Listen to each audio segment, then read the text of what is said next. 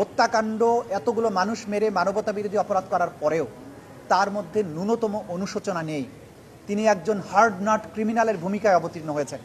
সুতরাং এই ট্রাইব্যুনালের মামলায় তিনি যেহেতু সকল অপরাধীদের প্রাণভোমরা ছিলেন, সুপার স্ট্রাকচারের সকল স্ট্রাকচারের উপরে অবস্থান করতেন, তিনি অপরাধের নিউক্লিয়াস ছিলেন, তাকে চরমদণ্ড এই আইনে যেটা আছে সেটাই দেয়া শ্রেয়। যেহেতু অন্তত যদি প্রত্যেকটি হত্যার দায়ে একবার করে মৃত্যুদণ্ড হয়, তাহলে 1400 মানুষকে হত্যার দায়ে অন্তত 1400 বার মৃত্যুদণ্ড হওয়া উচিত। কিন্তু যেহেতু হিউম্যানলি এটা পসিবল না, অন্তত তাকে যদি একবার চরমদণ্ড না দেওয়া হয়, এটা অবিচার করা হবে। আইনে মিটিগেটিং ফ্যাক্টর বলে একটা কথা থাকে, যে তার কিছু কর্মকাণ্ড যদি এমন হয় যার প্রেক্ষিতে আদালত বিবেচনা করতে পারেন এই ভালো কাজগুলো তিনি করেছেন, তার শাস্তি কমানো যেতে পারে। কিন্তু শেখ হাসিনার ব্যাপারে আমরা দেখিয়েছি যে তার মিটিগেটিং কোনো ফ্যাক্টর নেই। প্রত্যেকটি ফ্যাক্টর হচ্ছে অ্যাগ্রেভেটিং ফ্যাক্টর।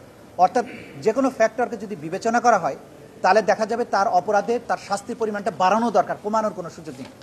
সুতরাং তার ব্যাপারে আমরা বলেছি যে তাকে চরম শাস্তি দেয়াটা উচিত এই আইনের এই বিচারের মধ্যে। দ্বিতীয় আসামি আসাদুজ্জামান খান কামাল, তিনি গ্যাং অফ ফোরের সদস্য ছিলেন। তার বাসায় বসে এই হত্যাকাণ্ডের পরিকল্পনা করা হয়েছে, ড্রোন মোতায়েনের সিদ্ধান্ত হয়েছে, হেলিকপ্টার মোতায়েনের সিদ্ধান্ত হয়েছে, এবং তিনি নিজে গ্রাউন্ডে গিয়ে গিয়ে দেখেছেন সঠিকভাবে হত্যা করা হচ্ছে কিনা। তাকে ভিডিও দেখানো হয়েছে। তিনি বলেছেন যে গুলি করি, তাকে যখন বলা হয়েছে যে গুলি করি, একটা মরে একটাই যায়, বাকিটি যায় না স্যার। অর্থাৎ তিনি জানতেন যে গুলি করে মানুষ মারা হচ্ছে, এবং সেই মারার বিষয়টা ভিডিওতে দেখানোর পরে তিনি তাদেরকে আরও ফার্দার কীভাবে মারা যায় সেভাবে ডাইরেকশন দিয়েছেন। তাদেরকে শাস্তি দেওয়ার, তাদের প্রতিরোধ করার কোনো ব্যবস্থা করেননি। এর বাইরে তিনি সাংবাদিক সম্মেলন করে শিশুদেরকে যখন মারা হচ্ছে, 233 জন শিশু মারার বর্ণনা আছে, সাংবাদিকরা প্রশ্ন করেছেন, তখন তিনি বলেছেন এরা শিশু না, এদের বয়স বেশি হয়ে গেছে।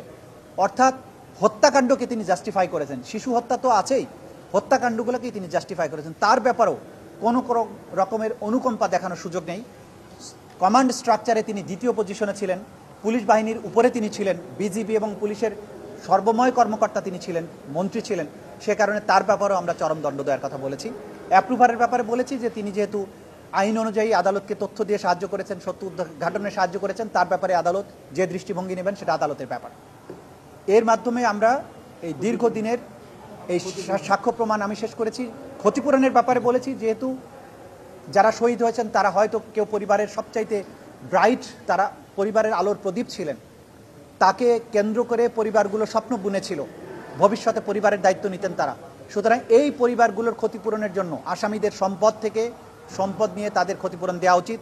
যারা চোখ হারিয়েছেন, হাত হারিয়েছেন, পা হারিয়েছেন, তাদেরকে এই ক্ষতিপূরণ দেওয়া উচিত। এই আসামিরা অবৈধভাবে বিপুল বিত্ত বিভবের মালিক হয়েছেন, দেশে এবং বিদেশে সেগুলো পাচার করেছেন, সেগুলোকে উদ্ধার করে এই ভিকটিমদের মধ্যে বিতরণ করার জন্য আদালতের কাছে আমরা আদেশ চেয়েছি।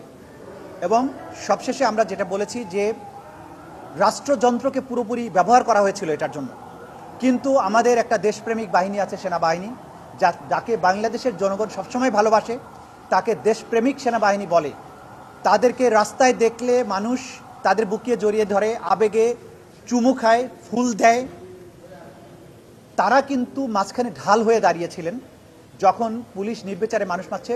3রা আগস্টের পরে সেনাবাহিনী এই ছাত্র জনতার মাঝখানে এসে দাঁড়ান এবং তারা এদেরকে সেভ করার চেষ্টা করেন। আমরা বলেছি যে মিরপুরে পুলিশ যখন ছাত্রদের গুলি করে মারছিল, মাঝখানে কিন্তু সেনাবাহিনী দাঁড়িয়ে তারা উল্টো পুলিশ বাহিনীর উপরে ফাঁকা গুলি বর্ষণ করে তাদের ডিসপার্স করেছেন। বিচ্ছিন্ন বিক্ষিপ্তভাবে হয়তো কোনো ঘটনা ঘটেছে, কিন্তু অ্যাজ এ ফোর্স তারা একটা বিরাট ভূমিকা পালন করেছেন, সেটার কথা আমরা আদালতে তুলে ধরেছি। সব কিছু মিলে এই বাহিনীটা ছাড়া বাকি সমস্ত রাষ্ট্রযন্ত্রকে তারা ব্যবহার করেছিলেন এই অপরাধ সংগঠনের ব্যাপারে। সুতরাং এটা একটা সুস্পষ্টভাবেই মানবতা বিরোধী অপরাধ। এর চরম দণ্ড নিশ্চিত করার মাধ্যমে ভবিষ্যতে বাংলাদেশে এই ধরনের কোনো হত্যাকাণ্ডের সুযোগ যাতে আর তৈরি না হয়, কোনো স্বৈরশাসক ভবিষ্যতে আর কখনো নিজের জনগণকে, সিভিলিয়ানদেরকে হত্যা করার দুঃসাহস না দেখায়, সেইটা করার জন্য এই বিচার যাতে ভূমিকা পালন করে, এই রায় যাতে ভূমিকা পালন করে, সেটা আমরা আদালতের কাছে প্রেয়ার করেছি। শেষ কথা আমরা আপনাদের মাধ্যমে জাতির কাছে বলতে চাই যে আমাদের প্রতিশ্রুতি ছিল জুলাই আগস্টে বাংলাদেশে যে মানবতা বিরোধী অপরাধ সংগঠন হয়েছে তার সুষ্ঠু তদন্ত এবং সঠিক ন্যায় বিচার নিশ্চিত করা, এটা আমাদের অঙ্গীকার ছিল। আমরা আশা করি সেই অঙ্গীকার রক্ষা করতে পেরেছি। আমরা আদালতে এমন ক্রিস্টাল ক্লিয়ারভাবে তাদের অফেন্স প্রমাণ করেছি এমন দৃঢ় প্রমাণ শৃঙ্খল উপস্থাপন করেছে, হিমালয়ের মতো দৃঢ়, হীরের চেয়ে স্বচ্ছ, ক্রিস্টাল ক্লিয়ার এভিডেন্স। এই এভিডেন্সের মধ্য দিয়ে কেউ বলতে পারবে না যে তার প্রতি কোনো অবিচার করা হয়েছে। দুনিয়ার যে কোনো আদালতে, আন্তর্জাতিক আদালত, আইসিসি সহ দুনিয়ার যে কোনো আদালতে এই সাক্ষ্য প্রমাণকে যদি নিয়ে যাওয়া হয়, তাহলে প্রত্যেক আসামির সর্বোচ্চ দণ্ড নিশ্চিত হবে, এটা আমরা দৃঢ়ভাবে বিশ্বাস করি। সুতরাং ব্যক্তিগতভাবে কাউকে ভিক্টিমাইজ করা নয়, কোনো প্রতিহিংসা নয়, ইতিহাসের একটা মীমাংসা এবং ভবিষ্যৎ বাংলাদেশকে নিরাপদ করা, ভবিষ্যতের স্বৈর শাসকদের জন্য সতর্ক বার্তা দেয়া, কেউ যাতে আপন জাতির সন্তানদেরকে, সিভিলিয়ানদেরকে হত্যা করার দুঃসাহস কখনো না দেখায়, এই বিচার তার একটা চূড়ান্ত রায় হবে।